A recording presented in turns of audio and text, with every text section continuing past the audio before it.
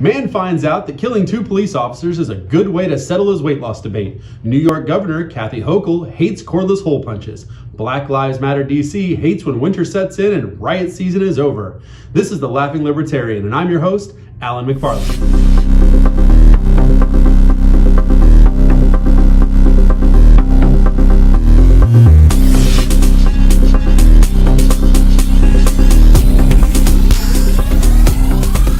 2 officers and a perp have lost their lives in Harlem, New York this week. Officers responded to a domestic disturbance call by the mother of LaShawn McNeil. Reports say they were having a dispute about his diet. No, Kitty, this is my pot pad. McNeil, who had a lengthy criminal record, attacked the officers, killing Officer Rivera and critically injuring Officer Mora, who passed days later. A 3rd officer stopped McNeil. Now, New York Governor Kathy Hochul, who doesn't know her ass from a hole in the ground, only sees guns. Freaking guns. Not LaShawn McNeil. How dare we analyze the actions of someone with a formal record? It must be nice having the court of public opinion expunge your record when you're a habitual moron. But they put anyone else under a microscope. I'm just saying, serve baby Huey a salad and maybe we don't have this problem. Nobody wants to play with me! But we've seen this before, recently even. Anyone remember a few months ago when that vicious compact SUV injured 68 people, killing 6? That's what the mainstream media told us, not Darrell Brooks, the guy who was fleeing the scene of a domestic battery, because apparently when you buy an Escape, it is named appropriately. If you're going through with this, may I suggest you permit me to activate the turbo boost? The what? Never mind. Allow me to demonstrate.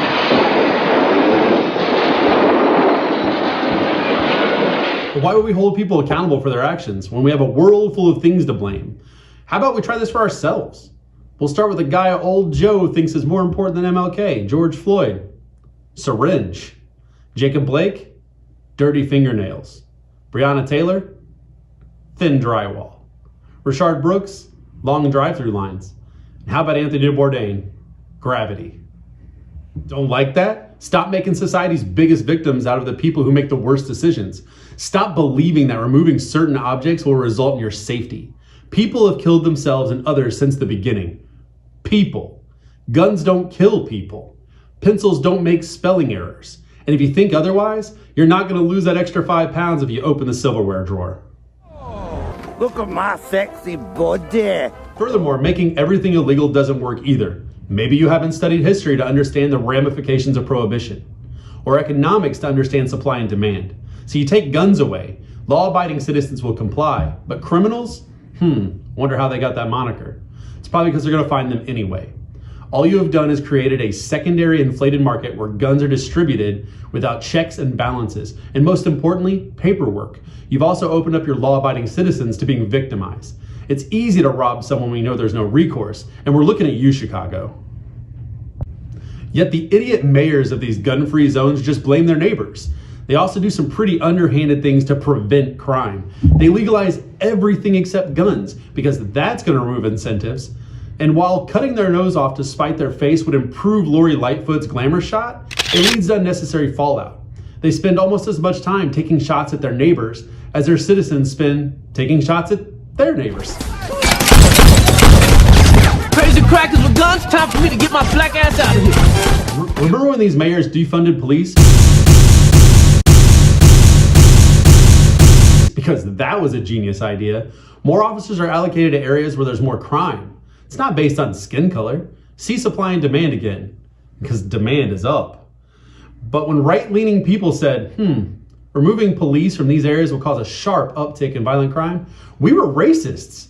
Remember when police supposedly lacked appropriate training? Well, they quit, retired, or took jobs away from the violent inner cities. I mean, you told them you didn't want them. Even when 82% of Black Americans polled didn't agree with less police presence. Now, if they didn't have training before, what happens when you have to hire hundreds of officers and push them onto the streets ASAP? This is what happens when you allow outrage to run your administration. Mad at cops? Get rid of cops. Murder numbers skyrocket? Dump officers onto the streets. And yet we're told police officers should know death is an occupational hazard. Maybe career criminals should do the same. Jump over to the Capitol, which is another city with harsh gun restrictions. Police responded to a suspicious person call, but upon arrival, the person opened fire, killing one officer. No words, just shooting. The officer fired exactly 0 shots. But apparently Black Lives Matter DC realized they haven't been relevant in almost a year because they refused to actually fix the communities they claim to serve. So, what'd they do? They gave us a tweet. Let's break it down. Terrence Parker, a woman called 911 to have him removed. He pointed a gun at the woman and an officer when they arrived. Vito Hall held a woman hostage, then pointed a rifle at the police when they showed up. Antoine Gilmore, now this one is questionable. He was actually asleep in his car with a gun in his waistband. When they went to wake him up, he lurched forward, almost hitting an officer, so they shot him. George Watson, 911 call said he was waving a gun. Police arrived. He opens the door, pointing what was found to be an airsoft gun. Duron Barnes shot 2 people, killing 1, fled the scene. He had illegal possession and warrant for his arrest. Rashid Carroll violated parole from a robbery charge, and he hit a deputy with his car. Jerron Wimbish, the 911 call stated that he had an orange-tipped gun. He was actually waving a machete and a gun around outside when they showed up. The gun did not have an orange tip, however. But then he ran to the basement and he fired what is now known as a paintball gun when the officers came downstairs. DeAndre Johnson, he had assault with a deadly weapon, resulting in a protective order, and when the police showed up to remove him, he actually fought the police. Natango Robinson, he fought when he was frisked. He jumped into a vehicle, drove off, injuring 3 officers. He has illegal gun possession, felony assault, reckless driving, and kidnapping. This all goes to underscore that the FBI statistics prove Black Lives Matter DC's point. It is more dangerous to be black, especially if you live in close proximity to other black people. Now don't get me wrong, people of any given race are statistically more likely to victimize people of their own race, with Asians being the exception. However, black people make up only 12 to 13% of the US population, but actually account for 53% of all murder victims, with 93% being black on black violence. The problem isn't the police. All right, man, where were we? So BLM, if 93% of the time black people are murdered by other black people, that means that a lot of the time police are interacting with a black person, they have victimized another black person. So do you want to protect those black people? Because it kind of seems backwards that you want to protect people who tear down other black people. So why don't you just look at people as victims and predators and realize this happens no matter the melanin? But why? It's too delicious. I even gave you a tip-off. Because race issues pay the bills. If you don't believe me, ask the founder of BLM, who took plenty of money from the organization and instead of helping people, bought herself a really nice house amongst those white folks, proving at least one person associated with BLM is paying attention to those statistics. What the hell are you talking about?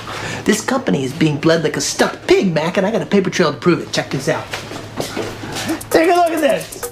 Jesus. And while we're talking about nice houses and fancy neighborhoods, if you're going to claim that we need to think of society as one big neighborhood and there's that one house that's on fire, so why would firefighters spray water on all the other houses? Well, the real question is, why does Black Lives Matter start the fire in the house and then spray the firefighters with gas as they arrive? Down here. Help me, Jesus! Help me, Jewish God! Help me, Allah! Ah! Help me, Tom Cruise! But how did he get down to his underwear that fast? Tom Cruise used a witchcraft on me to get the fire off me! Look, here. If you like what you saw here, catch all the shows on Rumble and YouTube, subscribe at both places, share us on your social media, and smash that like button.